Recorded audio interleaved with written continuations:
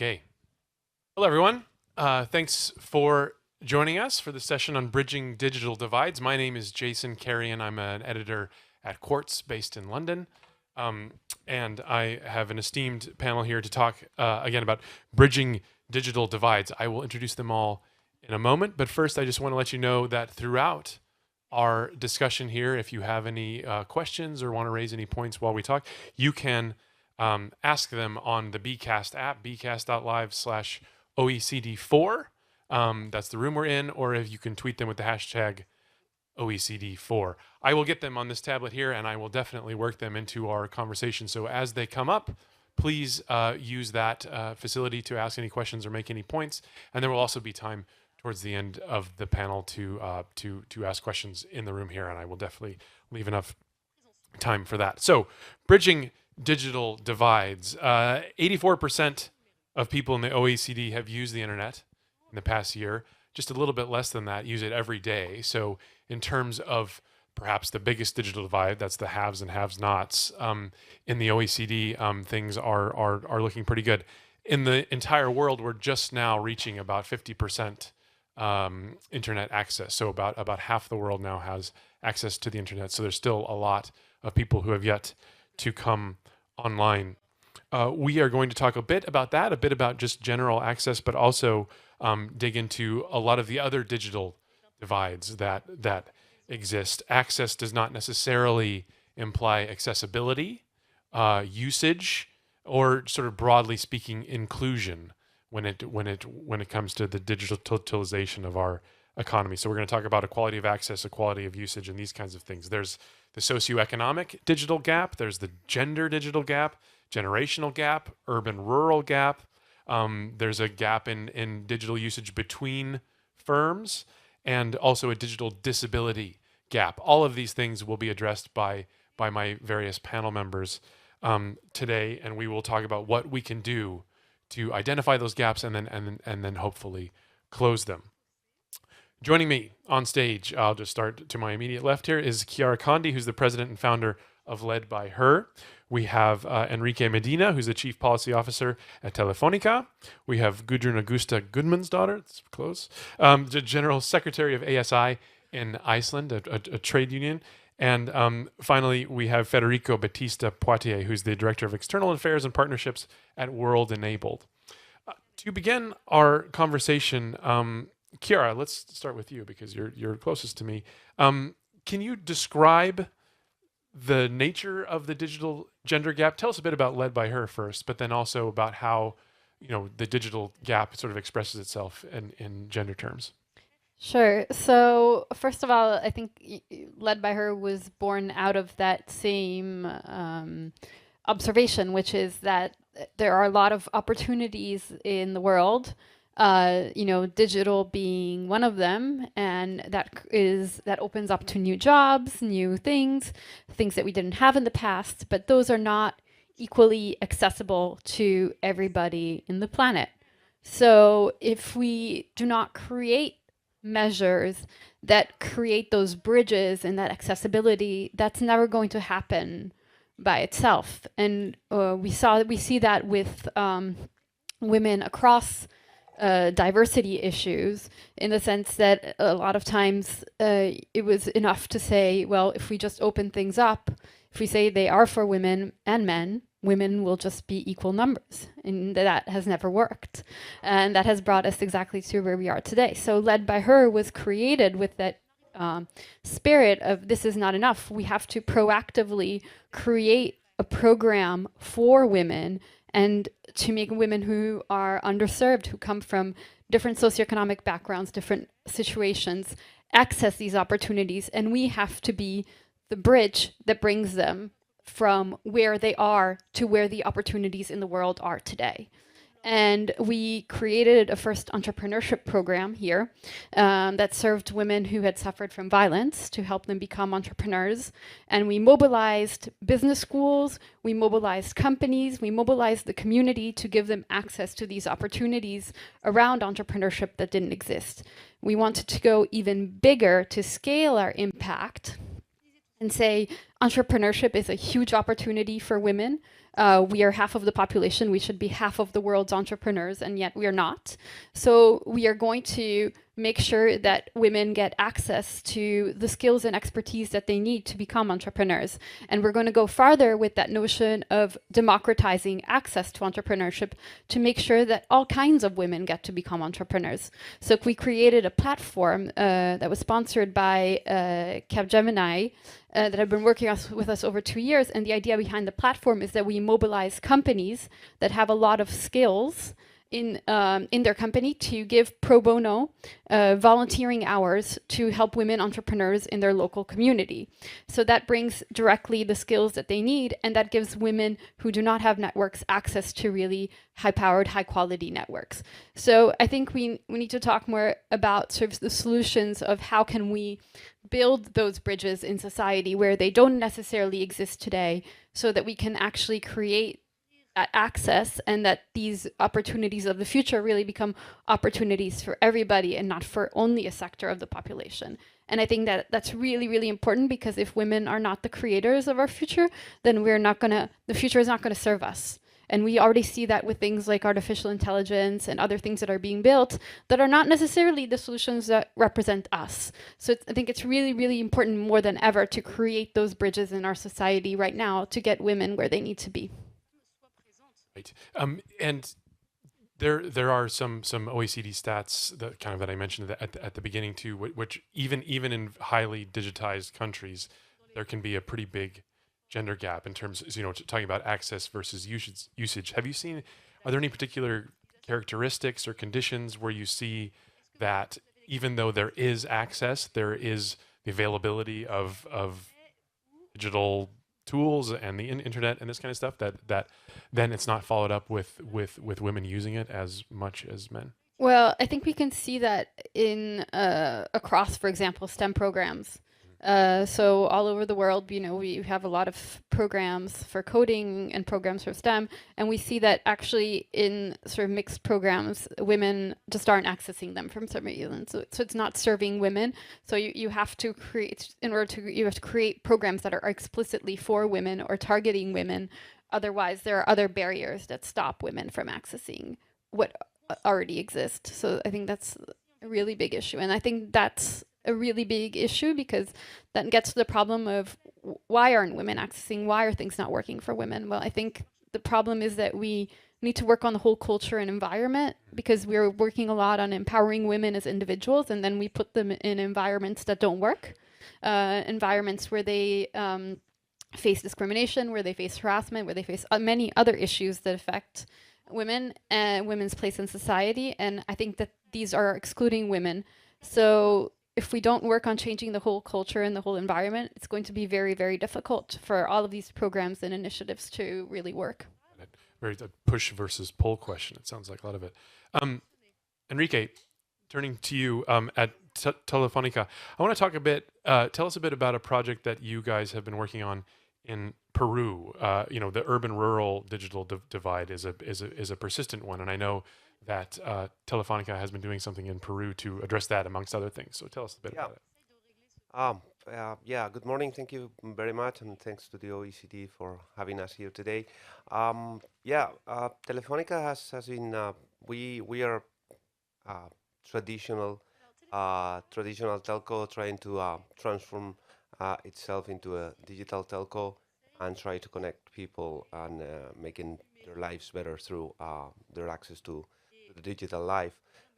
Therefore, we operate basically in three countries in Europe, in Spain, in the UK, and Germany, with high levels of penetration, as you can imagine, as all most of the OECD countries.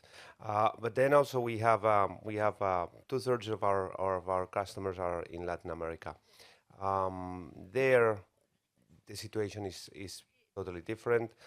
We have around 25-30% of people not connected, and therefore we feel that we had to do something about it.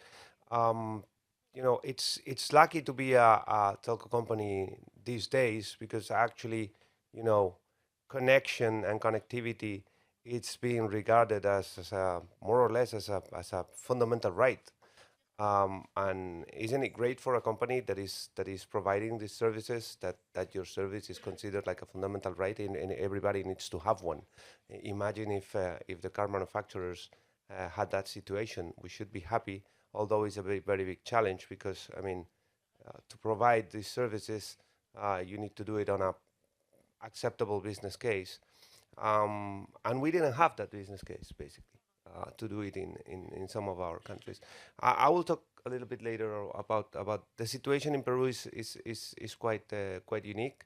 Um, because we have around 30% of the population is yet not covered, but 30% of of the population already connected is only connected through a 2G network. So we decided, I mean, why don't we do something new in order to upgrade that 2G network into a 3G network?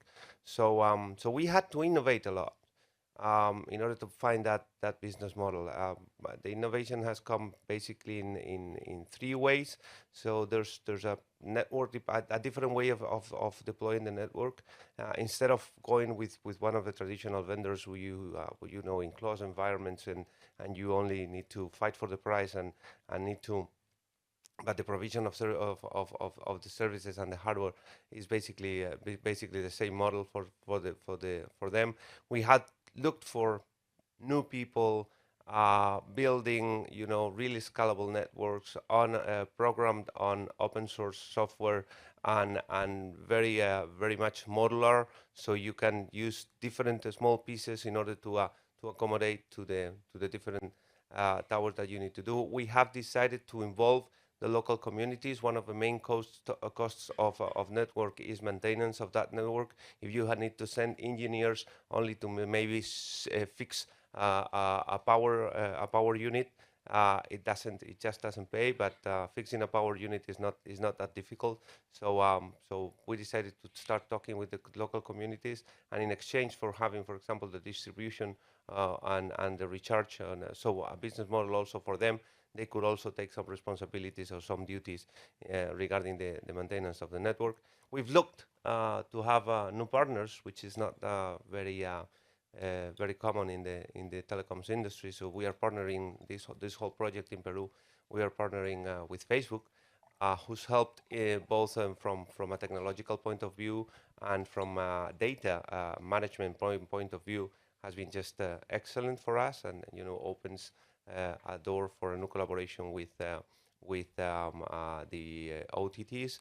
Not only talking about, you know, super innovative infrastructure like balloons or high altitude planes or something like that. No, we are there. We are in the at floor level, but working with our with these companies. And then we had also a very favorable regulatory scheme in Peru, where they offered and they opened the possibility for this kind of rural operators with less obligations in terms of quality of services. I mean, it's not that we have a poor quality network, is that instead of having 99.5% of network reliability, it's at 95% is more than acceptable, and obviously it's much better than having zero availability. So I mean, all those things have helped this model, and now we need to deliver. We've already connected 1 million people. Our task is to connect 6 million in the next 2 years, at the same time having a sustainable business model. Yeah. Wow. Just to kind of, you know, for each panelist to sort of build on the others. Now that you've connected the first million of potentially 6 million, are you know, what responsibility do you feel as Telefonica to sort of help these new users coming online, you know, make sense of it, use it to the best of their abilities to bridge, you know, for example, gender divide or some other kind of socioeconomic divides that you see sometimes after you just hook it up. I mean, remember we're talking. I'm representing today Telefonica SA, who's a, you know, it's a commercial company wanting to make. But we have our foundation. Our foundation is super involved in the development of people as such in Latin America. We started with a wonderful initiative which was Pro Niño. Pro Niño wanted to take children from work to school. Um, this started like 15 years ago. Thankfully, now we don't have so many children at work. There's still, but so Pro Niño, we focus our charity on this into another initiative who is now called Pro Futuro. And Pro Futuro, because we are building connectivity, we need to do something, and Pro Futuro wants to educate on connectivity. So it's all about skills and it's all about connectivity. But it's not that goes beyond Latin America. We're working also in Africa and Asia, you know, it's not only about teaching the children, but also giving enough skills to the teachers of that Right. world. Because I mean, you clearly need to train the trainers or teach the teachers as a way to really make it a sustainable model where you know you just don't have to give you don't have to need to give special education to the children, but you need to introduce in the educational system the digital skills. Yeah. And I would imagine part of the business case too, if people find that connectivity is useful and they get jobs or it somehow enriches their lives, then they become, you know, in a sense, stickier customers, and it helps Telefonica, and it all builds on each other. You wouldn't really. I mean, it's just amazing. I mean, it's just amazing to see, and this is what our engineers tell us. You know, the moment we set up a new tower, although you know it must be a very it could be a very basic one and everything. You know, traffic starts going in and out of it, and we didn't have the information that there were even devices around that tower, or 3G or 4G devices. Facebook gave us a lot of information regarding that. You need to understand that around 75% of internet access in Latin America goes through Facebook, so they have a ton of information about that. And we thought there were not, you know, like real up-to-date devices, and suddenly we realized that people had their devices in their bags and they wouldn't use it, for example, until they went to a bigger town where there was a fair or there was a market during the weekends. So we didn't have that information, but suddenly these guys in Facebook, they tell us, no, I mean, there's gonna be traffic because there are devices. We thought that the device was a problem, and suddenly it is not. Yeah. You know, it's Interesting. super interesting what we have discovered Yeah. in this project. Great, thanks for that. There's follow-up questions I have for later. Gudrun, let's go to you for the trade union perspective, and also the Icelandic experience, which is pretty interesting when it comes to the digital divide. One of the persistent and maybe thorny gaps that we have with digital access is socioeconomic. Again, you look across the OECD stats, even in countries with high mobile and internet penetration, there's a large gap by which you can measure by income, in terms of like higher income, the more usage of online and whatnot. Can you just tell us a bit about your experience with that, the trade union perspective, then maybe mix in a little bit of what Iceland has done, you know, with public-private partnerships, legislation, all this kind of thing. Thank you, and thank you for giving me the chance to be here. These are huge questions. Sorry. And I have a very simple answer. No, I have not the answers. But, well, as we see it, the unions, these are not new problems. Those are old problems, but with new aspects to it, maybe.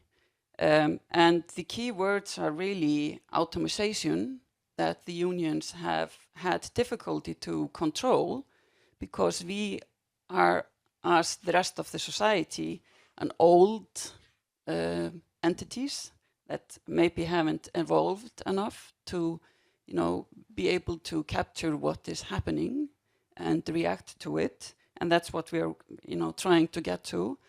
Artificial intelligence is also something that we have not been able to, you know, get grips on. And disruption within society, within unions, and escalating these technical evolvements. So it's really old problems that we are trying still to solve. And with new technology, the problems just get bigger and bigger. So we have to fix these old problems before we can, get to the future, I think. And there are many things that we need to look at to do this. First of all, education. I'm an old teacher, and it's very traditional to talk about new technology as a dangerous thing, dangerous tool. When radio came, it was the face of the evil. When films came, it was also the face of the evil. And that's how new technology is treated within the educational system in many countries. At least my experience is like that. So we have to not be scared of new technology. And unions in the Nordic countries, at least, and I think unions all over the world, are not scared of new technology. But we have to make it work for us as humans. It's made for humans, and it should be serving us, not us serving the technology. But we are facing the same type of problems. One of the key things that we have to look at is the fundamental workers' rights, and we have to make sure that we have the freedom of association and the recognition of the rights to collective bargaining, that we have to have the lowest goal. We have to have the freedom from forced labor and child labor and discrimination. These are old problems, but they escalate with new technology. And we also have to set a basic working condition, adequate living wages. I mean, there are a lot of people that are working, but they're still poor. Limits on hours of work in the new platform economy. These are very difficult things to capture. And safe and healthy workplaces. These are old problems, old concepts, but with new technology, we have to evolve to try to tackle them. In Iceland, we tried to tackle the gender aspect of the labor market. It was rooted in a collective bargaining since 2008, and it became law and a tripart solution that we worked on. It was supposed to be voluntary in the beginning, but then we had a minister that came from the Employees Association, and he became a minister in the Icelandic government, and he decided to make it obligatory. And so now we have laws on the equal pay standard in Iceland, that every company, both public and private, is obligated to go through this certification, and it is rooted in a quality standard, and it's worked within that area. So it's an international quality standard that is the surrounding of it. Maybe I can explain a bit. Yeah, please do. That's my question. How do you define quality? How is it done? The equal pay standard is made in the way that you are assessing the job, not the person that's doing the job. And our experiences, we have had experience with it since 2012, but now it's obligatory since 2017. And the experience is it's not just equal between men and women, it's also makes the working place more equal for all. So it really emphasis on diversity. Yeah. When I think of Iceland and look at the stats, it's from the outside at least, it's a very online country. And I mean, from your perspective there, trade unions and which you've just been talking about, what are their? I imagine it's not immune to these kind of digital divides that we talked about. What's the most worrying sort of digital divide you have there? Is it socioeconomic now? Is it gender? Is it urban, rural? I mean, sometimes the overall statistics can mask, is kind of what we're talking about here, that there are these persistent gaps, divides that are beneath the surface. We are worried about the gaps that keep being there, and they're not getting smaller. And we are somehow not having the tools to tackle them. So it's all the above: social economics, gender gaps, urban and city. It's all the face, and also the climate aspect of these things, and how we use the growth. We need it's somehow, when we talk about we need to get a sustainable society, but we are still talking and in a positive way about growth, and maybe we need to reevaluate how we want the world to look like. Okay. There are no jobs on a dead planet, like Sharon Burrow says. Right. Federico, certainly, last but not least, can you describe to us what you do at World Enabled, and also the nature of the digital disability gap? And I know in particular you've looked at how that manifests itself in urban areas. Particularly, a lot of the times when we talk about digital divides, we focus a lot on rural populations, but this cross-cutting, when we add in disability, urban, rural, socioeconomic, it becomes more complicated, let's say.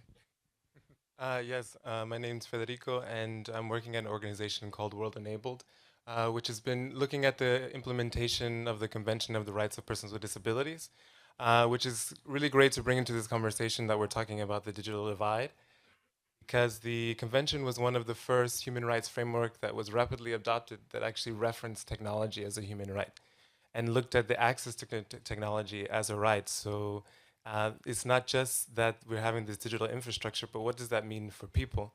And I think there's such a huge opportunity, and I really want to echo what my colleague said here about we're having these old problems but new technologies. But the same thing is happening around the digital divide for persons with disabilities, in the aspect that when we had infrastructure, all this built environment, it was being built already so in one perspective. And then we had the wars coming and veterans were coming home, and people started to say, okay, now there's these kind of new aspects that we didn't think about at our infrastructure. And now it's a huge problem because we have it already there. The same thing is happening in the digital space. As you're building out the infrastructure in the digital aspect, it's also being built inaccessibly. And this means when we're looking at artificial intelligence, for example, a lot of artificial intelligence is being developed with this bias, and it's unconscious bias because a lot of the diversity when the developers is not there. So, you have a tool that may not recognize a person who doesn't look a certain way. And we've already seen that in race and gender, and it's being explored a lot in disability. So this is a huge aspect that can alter the future of work. And there's such a transformation that digital technology offers for persons with disabilities, whether we're looking at mobility. So what does it look like for somebody who can't get onto transport? If we look at Paris, right, there's a lot of gaps in the accessibility of the transport, especially for somebody, an older person or somebody with limited mobility.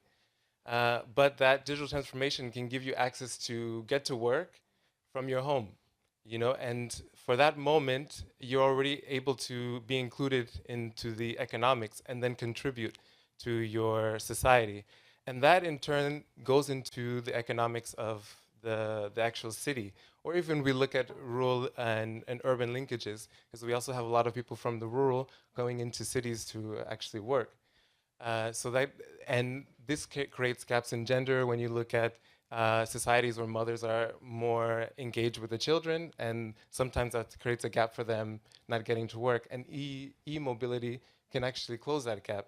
It's not the all-in solution. For me, I would like to see this open society where there wasn't these predisposed roles, but we can look at that as a way of e-governance bridging that gap. And once it bridges that gap, people connect, and that connection can then put us to the next level of inclusion. Yeah, and it's come up with a few of the other panelists, but when it comes to public-private partnerships, this is I think a big deal for what you do. Can you describe a bit about the role of the private sector, public sector coming together in terms of thinking about the disability gap? Yeah, I always get kind of, how do you say, questioned a lot by the governments. Why are you working with the private sector?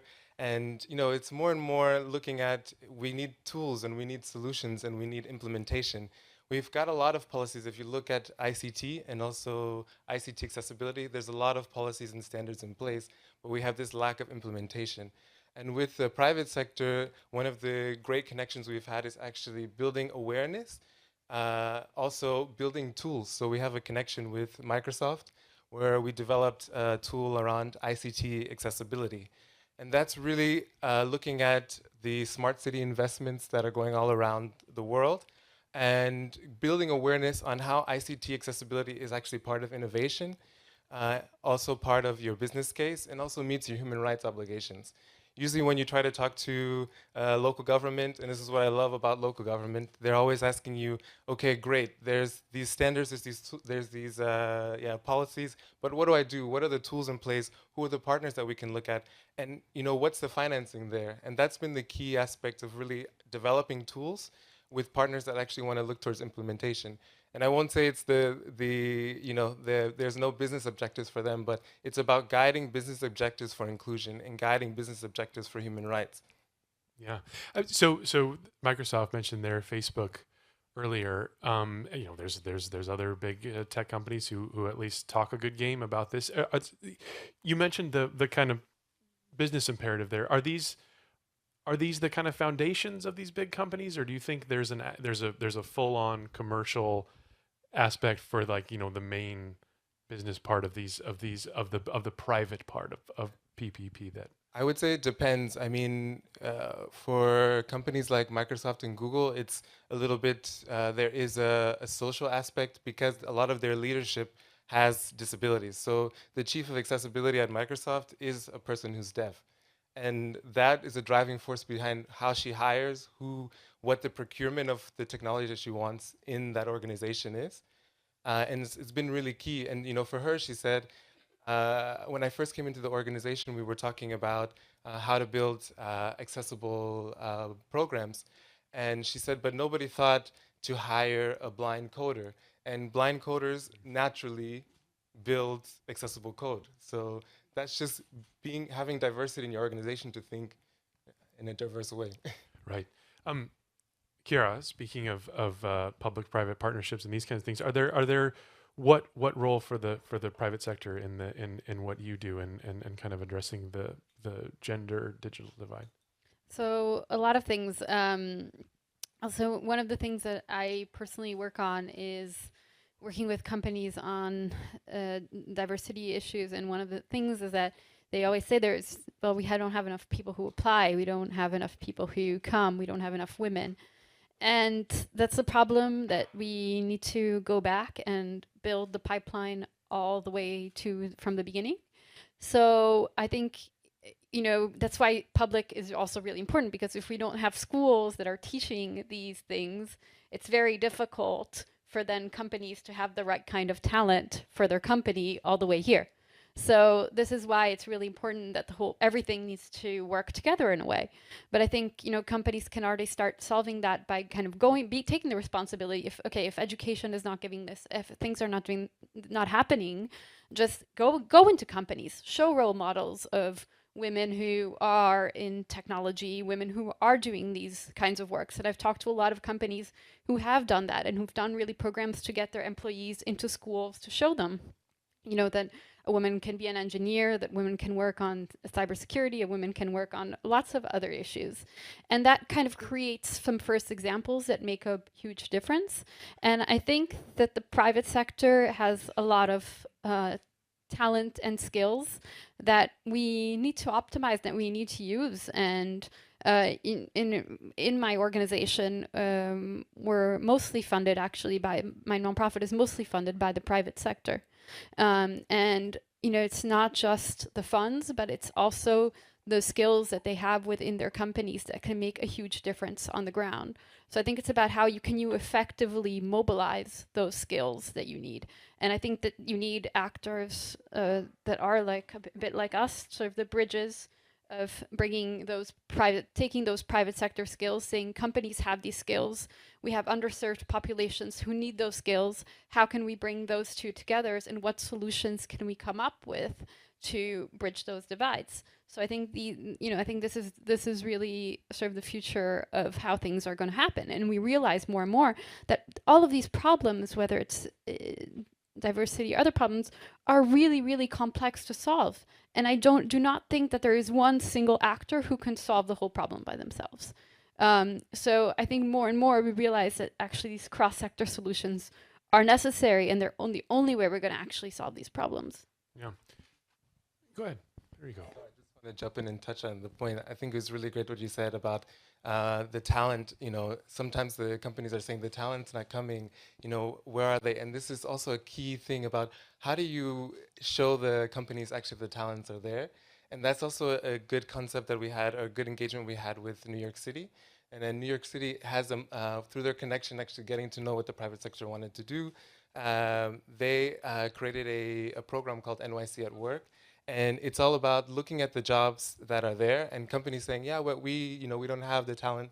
And the NYC office says, we'll bring you the talent to that work. And a lot of times the companies don't know that their interview process already isn't accessible. So they're already in the pre-stages, not being able to procure that talent. Yeah. Gudrun, can I bring you in here talking about companies? I think another particularly interesting gap, digital divide, is how we're defining it, is also perhaps maybe between companies.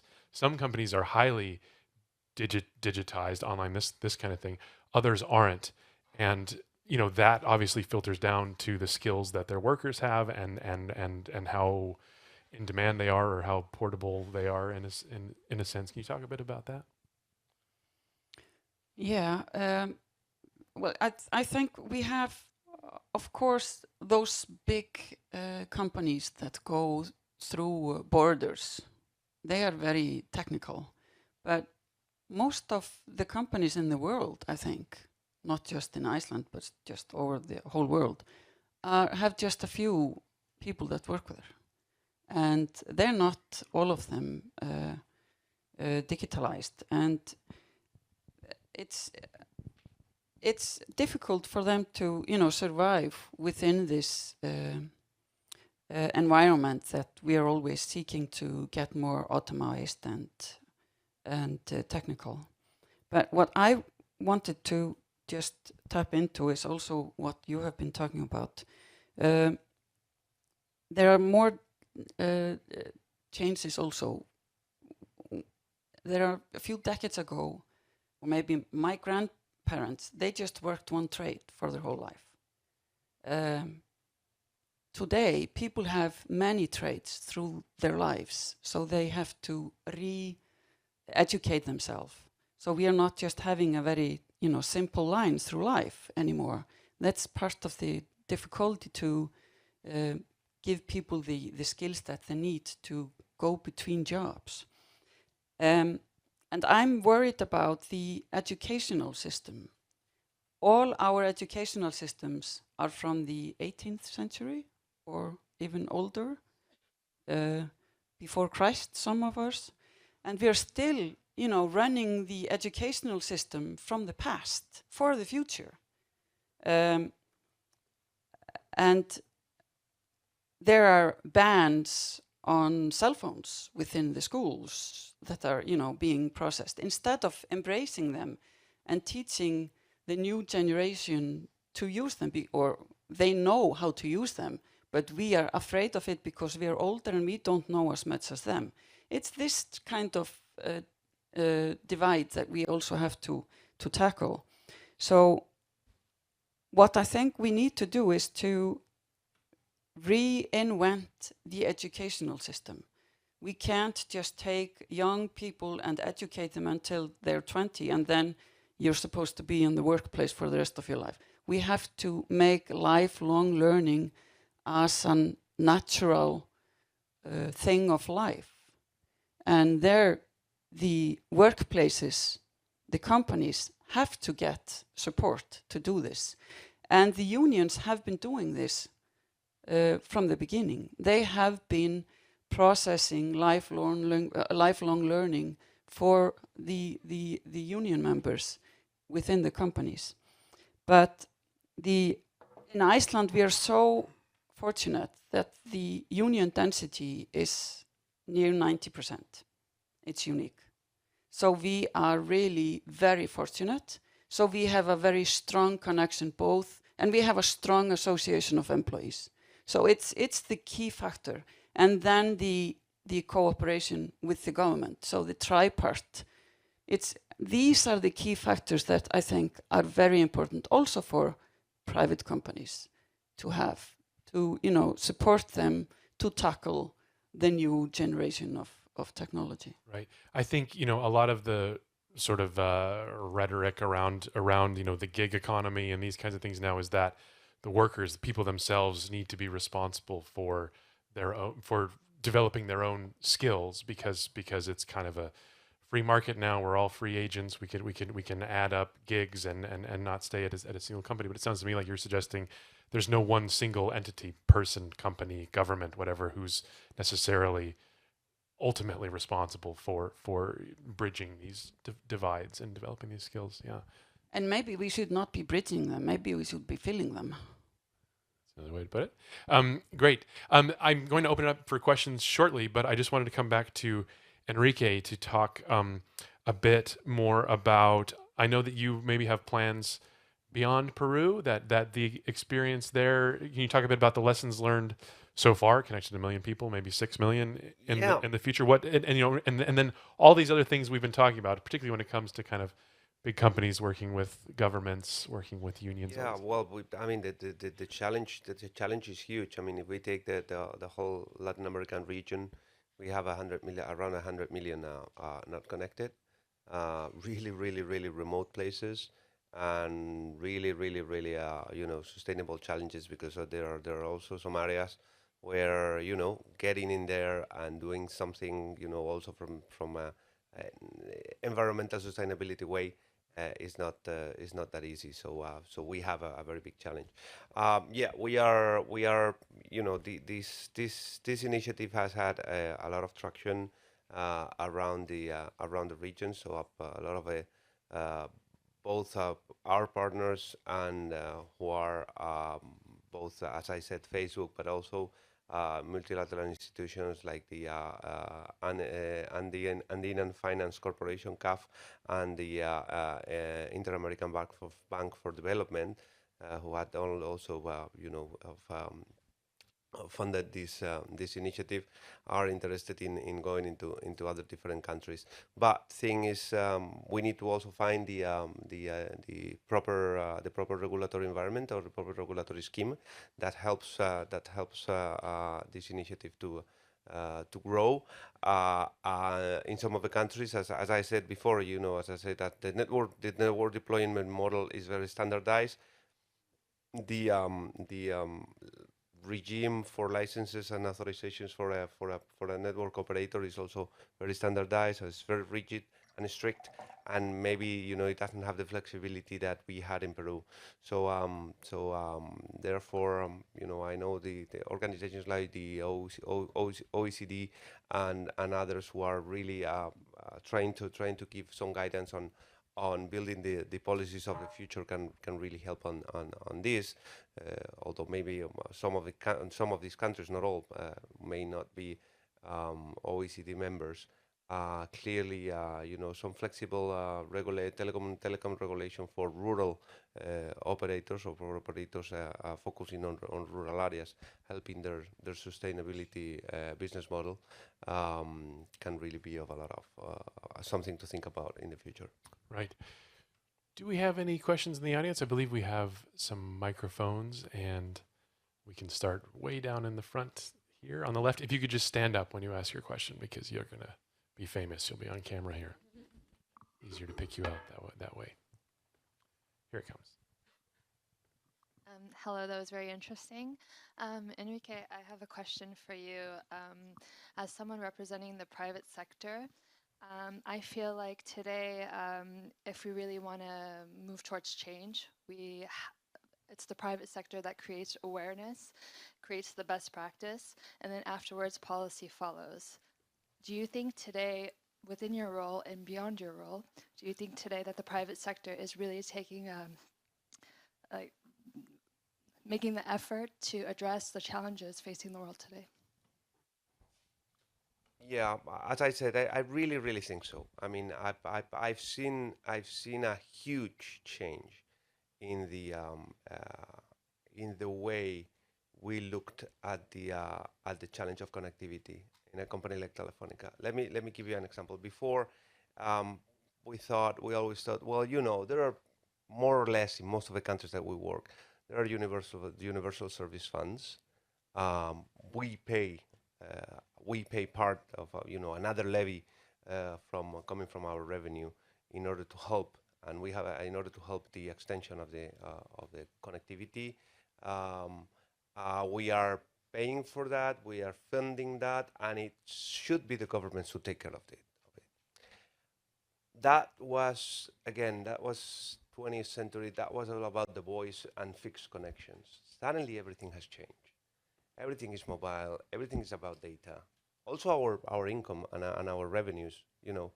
Everything is about data. Voice. It's a commodity today. We give it for free in most of the countries that we work on, and it has really changed. Suddenly, but we cannot say, did we realize by ourselves? No, obviously, a lot of there was a lot of external push. I mean, it's not, we have a conscience, and it's not, if people from the UN or from NGOs come saying to you, guys, you're dealing with a fundamental right. It's, in my opinion, I mean, personally, I think it's still a little bit extreme to say that connectivity is a fundamental right. I mean, water is not a fundamental right yet. But anyway, I mean, you need to challenge that responsibility, and you need to confront that responsibility and work around. And I really think you didn't hear the telecom industry talk about bridging divide, or trying to fulfill the connectivity gaps so much before as you do now. It's not only a Telephonic initiative. You see this all around. Thing is, we are in a region where there are a lot of possibilities, and there are a lot of problems still.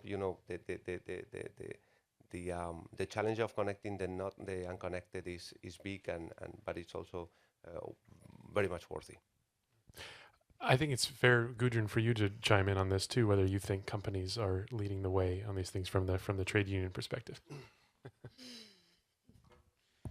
Well, we are in the phase, like in Iceland, we have had an economical bloom. Once again, we go in, Roller coaster. yeah. And most companies, private and public, are doing well. And I agree, when private companies take this responsibility, it's the best thing they can do. But unfortunately, we have a greater role every year to try to protect our people from the race to the bottom, from companies misusing their workers, and trying to get away with both treating them badly and paying them poorly. And that's something that's really damaging for private companies that are doing the right thing. So we also need to, raise, like you've been doing here, raise those companies that are doing the right thing and leading us forward. And we also have to find a way to, close on those companies that are, mistreating their workers. And that's really very important for everyone, not just the workers, but also the other companies that are not able to compete fairly, because it's damaging for the other private companies. They can't compete fairly if you're breaking the rules and you're getting away with it. Yep. Any more questions from the floor? Everybody, raise your hand. We have a STEAM panel ready to answer them. Yes, please. Well, something that I want to add that has kind of come up in my mind as we've been talking is that we've been approaching this a lot from a social justice angle. I would say from saying that underserved communities need access, whether that be women, whether that be people with disabilities, etc. They need access because they're part of the population and because it's fair. And they shouldn't be left out. But actually, you know, usually if I would be pitching this to a company, I would use another angle, which is that there is actually a very strong business case, and there are actually a lot of opportunities for companies when they include people who have not been included. And this can come up in many ways. You know, I see that, for example, women, we're half of the population, we're the company's customers. The world is not created for us. If you put women in your company, you're going to have different solutions. You're going to have different ways of thinking. You're going to have people with different point of views. That's going to make your company stronger. That's going to help you attract talent. That's going to help you better serve your customers. So if you don't do that, you're actually going to miss out on the future. It's not just that you're being generous and that you're being correct. You're actually preparing yourself for the future, and the future is going to be equal, hopefully, and the future is going to be diverse. And I think that that's going to be more and more the case. So I think it's also really important to talk about it and see it as in terms of an opportunity for companies. I was doing an event, for example, in a large French bank, and we were working on a diversity charter, and I presented why diversity is important and the business case for diversity. And then there was a gentleman who came up after me, and he was a very young guy, and he had a disability, and he had created for the bank this amazing application that he created because he had his disability. So he saw the world with his point of view, and that created an innovation that the bank didn't have before. Well, guess what? They figured out that application that he developed also worked for the elderly population, which is a huge amount of the population. So the bank wouldn't have access to that if they did not sort of allow that and take that diversity in there. You know, it's kind of like if you've seen the movie Hidden Figures, it's like the solutions to problems can come from people who don't look like you. And if you don't have those people, then you're not going to have those solutions, and you're going to miss out on some huge opportunities. So I think it's the same as, you know, when you give people access to digital skills, if you give them access to Wi-Fi, if you give them you're also opening huge markets. So I think it's also a great thing that, you know, we're going to be part of this future, and I think companies are also going to benefit from that a lot, and it's not just one way. Yeah. Yeah, sure. We're I'm gonna go down. I so much agree with you that you know, I said from the beginning that what we are looking at is a maybe different but a sustainable business case. So I mean, we are not doing this for charity. It's not about charity. It's about addressing a new kind of customer that we need to give, we want to give service to. But you know, the traditional business models that we had, this industry was initially projected for urban, dense populated areas where there was a lot of traffic and everything, but now things have changed. So I totally agree with you. It's not that we are doing this because we are good and it's because we really think that there's a business case there. It's good that we do it. It's very good that we do it. But that is why we also, I mean, you don't think I mean, it's not good that people think, I mean, no, but I mean, even if there's no business case, that there will be a different thing. We will have to do other things. There will have to be a public initiative of other sort, not maybe you know, a cooperation, but other things. So I totally agree with you. We need to look at this. I don't think the private initiative in these cases need to be awarded with any, you know, medal for doing things good. We are doing what we should, and that is why we need to do it on a sustainability, sustainable business model scheme. Yeah. Gudrun, I need you to jump. Yeah, I was just, I totally agree. We need to look at things with a new perspective to get forward.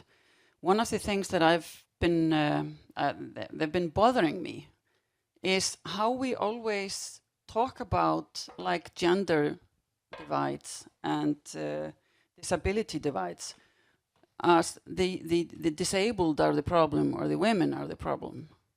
Maybe the problem is elsewhere, and it's in our own value system. What is it that we value as a plus? We never talk about the importance of men going home and caring for the kids. We are always talking about the women getting out of the home to get to work, or how they can do that compared with, in combination with caring with the kids. So we need to get a new perspective, and the gain is tremendous for men if they can get the opportunity to be part of the home. And the problem starts in our own homes and how we value what is positive and what's negative. And women somehow are always valued as the negative part of the equation. Yeah. Federico, you want to jump in on this? Yeah, I'll jump in really. Business case. Everybody's saying everything really great, but no, I just wanted to really echo what Chiara said, because it's not only going in, of course, with this social justice model, and that was also the engagement with the private sector. You had to bring them clear data, right, to show, but it's more asking those emerging concepts, right? So if we look at, just on, it's my topic, so I know more on the data for this, but persons with disabilities, they represent a $9 trillion market, right? And also outside of with a T.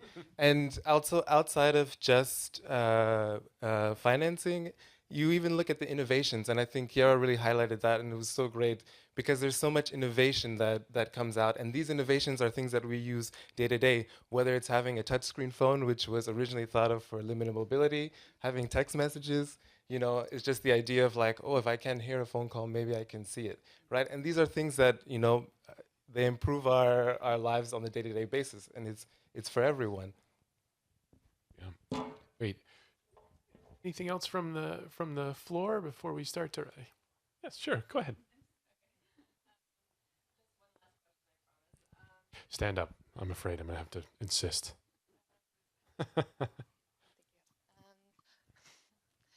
What do you guys think that the role of government should be, or what do you think that governments are not doing enough to move in a more sustainable direction? Go ahead.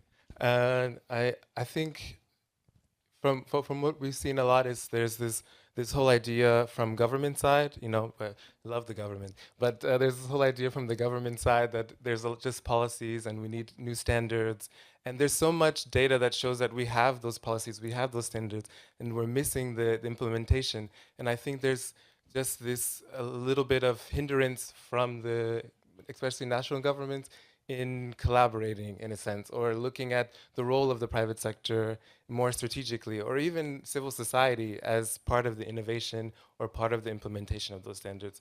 So I would say there's just an overabundance of policies and a bunch of frameworks, and we need to move on to that implementation, and what are the tools and who are the partners that we need to involve at the table. I think governments are a crucial part.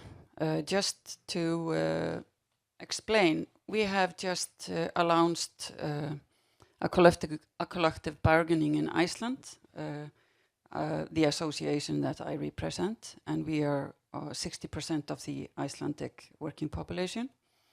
And to get the collective bargaining together, the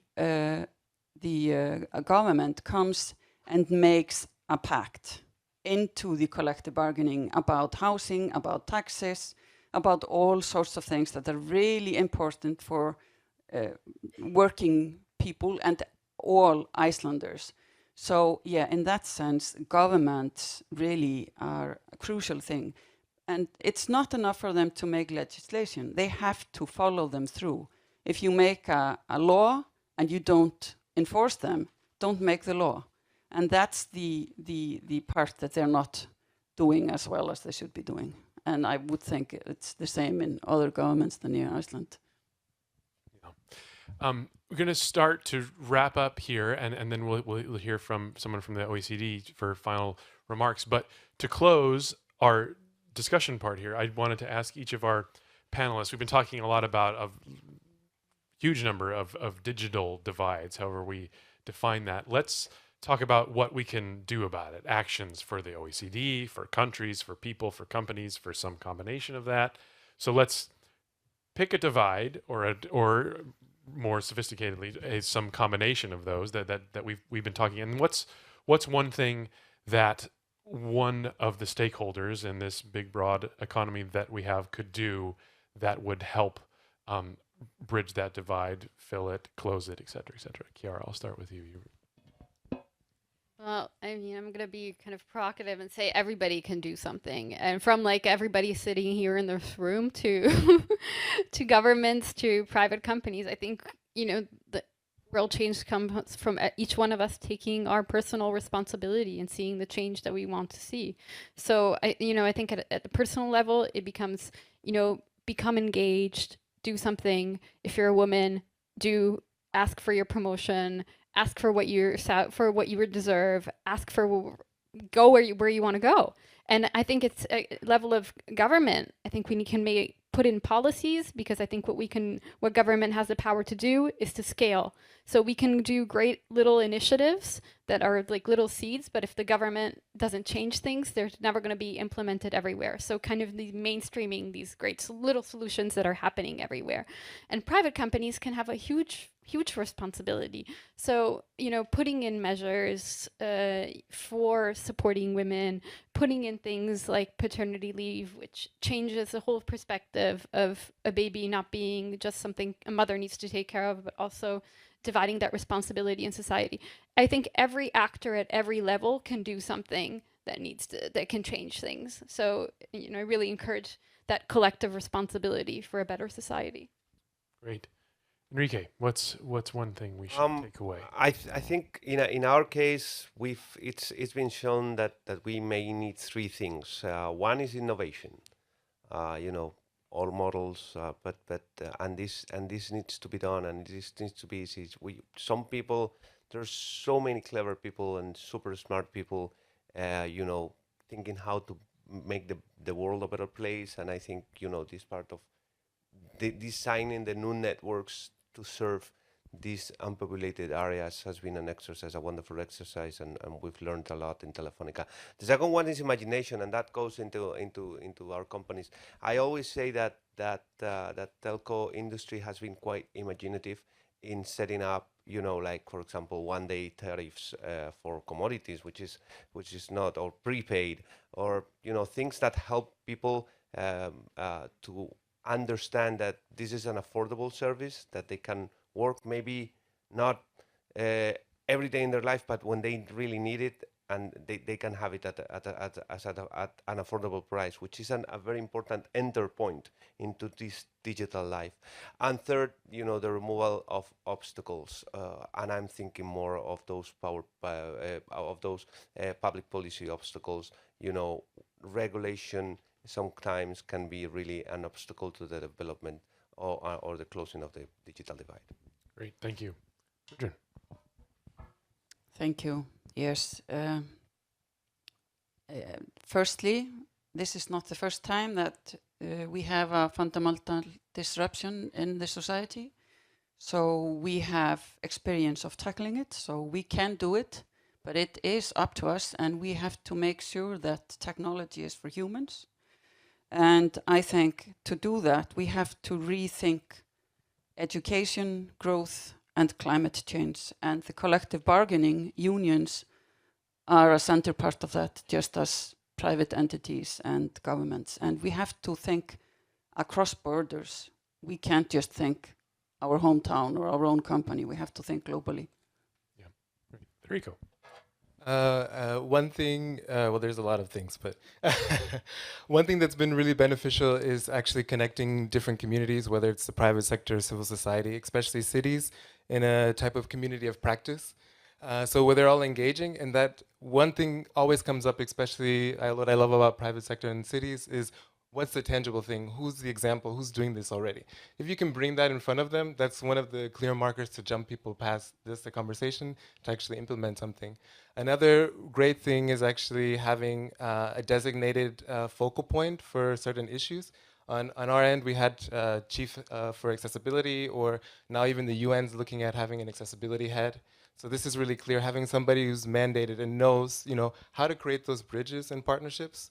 And then for me, the other aspect is like giving people the tools and knowing how to create the tools with the different partners. And then the last thing I wanted to say is I'm a big fan of data because data has been a real game changer for persons with disabilities. But one thing that, of course, is a huge risk is how do we procure this data without violating the privacy? So this is a big issue for persons with disabilities, and of course, I think other groups as well. And I think, but that's such a key, because if you don't understand the population, it's hard to advocate, especially for the implementing partners, for finances, to understand why do I need to do this. Yeah. Can I just ask one follow-up question on your final thought? But what cities should we be looking at that are doing this particularly well? You just done well. I would say Barcelona is doing really great. New York City, São Paulo, Curitiba, London, New York. Right. Nairobi is doing really good around digital inclusion. South Africa, if you look at Durban and Johannesburg, it's getting, and recently the Jogja region of Indonesia. So it's good. And of course you have Tokyo, but it's real difficult because they're doing really great stuff, but they don't like to share it. Okay, got it. Great. Well, that's some concrete stuff there. I want to welcome onto the stage now for some final remarks Lamia Kamal Chawi, who's the director of the Center for Entrepreneurship, SMEs, Regions, and Cities at the OECD, to kind of weave some of this discussion together and to add her own thoughts about bridging digital divides. Lamia.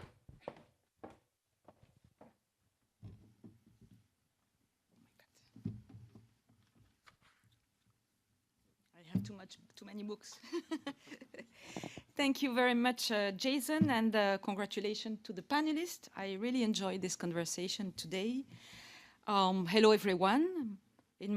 I would like to start by telling you a feeling that I got last March this year when we held our Going Digital Summit here at the OECD. I remember very well that I was very much inspired by the address of the Prime Minister of the Slovak Republic, who spoke about the need for a digital humanism.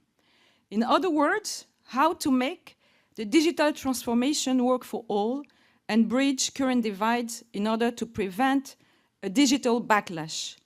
Actually, this is what you have been addressing today in this conversation. When we say for all, we first mean all people in our societies, including people with low income, women, the elderly, and the disabled. Regarding the latter, thank you, Federico, for highlighting the opportunities, but also the challenges this population group is facing. This is a group we do not hear as much about. Our recent report, Going Digital, Shaping Policies, Improving Lives, and I show you the report here, it provides a comprehensive overview of challenges and policy responses to ensure that digitalization leads to better outcomes for all people. We should not be scared of new technology. Rather, we should worry about our education system that dates back to old century. This is something that was mentioned today by Gudrun, and I wanted to recall this quote because I think it's completely true. Among the responses, indeed, rethinking skills and education policy form a key priority. According to the OECD survey of adult skills, we call it PIAC, over 40% of adults lack the skills to use digital tools effectively. At the same time, the OECD estimates that 9 out of 10 jobs will require digital skills in the future. This means that the digital transformation of our economies and our societies brings a significant training and retraining challenge. As Chiara Condi mentioned, women are really lagging behind, and this is due to several obstacles, including access to new technology, lack of appropriate skill. Actually, their participation in STEAM field is much lower than men, but also access in tech entrepreneurship or entrepreneurship thanks to tech. Our report, The Missing Entrepreneurs, find that women are only half as likely to start a business than men. I'd like to wave you as well this report, The Missing Entrepreneurs. I think the title is very much telling. Although digitalization can help address some of the challenges to business creation, many of the traditional barriers that we know from the real world tend actually to reproduce themselves in the digital world. For instance, only 23.4% of entrepreneurs in the ICT sector in Europe are women. Why is it so? Why are there in general so many startups with only male founders teams? Well, there are several reasons, but a major one is that most entrepreneurs need capital to scale. And for women founders, the funding is simply scarce. There are, of course, a lot of cultural barriers and negative gender stereotypes that continue to prevail across all countries. I agree with Chiara. We need to treat the whole culture and the whole environment. And I agree with Gudrun. We need to change our systems of values. Our new WE initiative, we stand for Women Entrepreneurship, engages public and private actors to produce more data and identify the best solutions to foster women in tech entrepreneurship. Making digitalization work for all also means that all communities and regions in countries can embrace the new digital age. An urban-rural divide in access to broadband persists across the world, especially in remote rural areas and especially in developing countries, as was mentioned by Federico today. Actually, in the OECD, the urban-rural divide in access to broadband has halved since 2010 in almost all countries. But a much stronger issue is the quality of broadband, where the gap remains significant. In the OECD, only 56% of rural households have access to fixed broadband, with a minimum speed of 30 megabytes per second, in comparison to over 85% in other areas. The impact of digitalization on the automation of jobs has also an important spatial dimension. The automation of job, something that Gudrun mentioned several times, actually it displayed differently across different places within countries. The OECD has estimated that on average, 14% of jobs are at high risk of being automated. But our work on the geography of the future of work has also shown that across OECD regions, the risk can really vary a lot from one place to the others. For instance, from 4% in Oslo to 40% in Western Slovak Republic.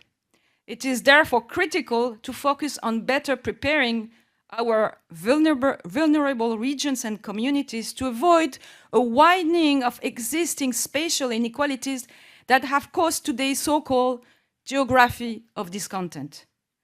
Last but not least, I would like also to address another dimension of the digital divide, which this time concerns the world of business. Digitalization has offered many opportunities for SMEs, especially for new and younger firms that often even started digital, but also to some more traditional firms that were able to go global and reach new markets, for instance, through their online presence. However, overall, technology adoption remains an issue for the bulk of SMEs, especially for small and micro firms.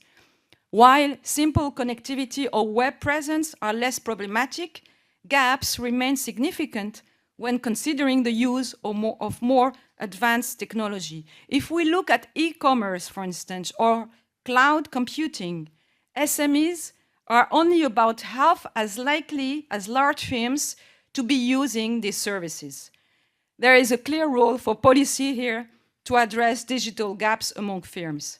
At 4:30 today, the OECD Secretary General, Mr. Angel Gurria, will launch the very first edition of our new flagship report, the OECD SMEs and Entrepreneurship Outlook. And again, I'm going to show you the cover of the book. That's a big one, very heavy one that I was trying to block when I was giving my speech because it's too heavy. But it's really one of the most comprehensive reports that document in detail the challenges faced by SME and the different policy responses that have been put in place to help small firms embrace the digital age. And of course, you are warmly invited to join us for the launch in the press room, 4:30 today. Thank you very much. Terrific. Thank you, Lamia. Yes, thank you. I don't have much else to say. Just my role to wrap up and thank our panelists. I thought there was excellent closing remarks from Lamia. We mentioned that technology is for humans, which sometimes we sort of forget, and that policies are great, but what's often missing is implementation. On that point, it's everyone's responsibility to bridge these divides. Companies can lead, governments can scale, and everyone else can be the change you want to see, as Chiara said. So just join me once again in thanking Lamia, Chiara, Enrique, Gudrun, and Federico for joining us today. Thanks very much.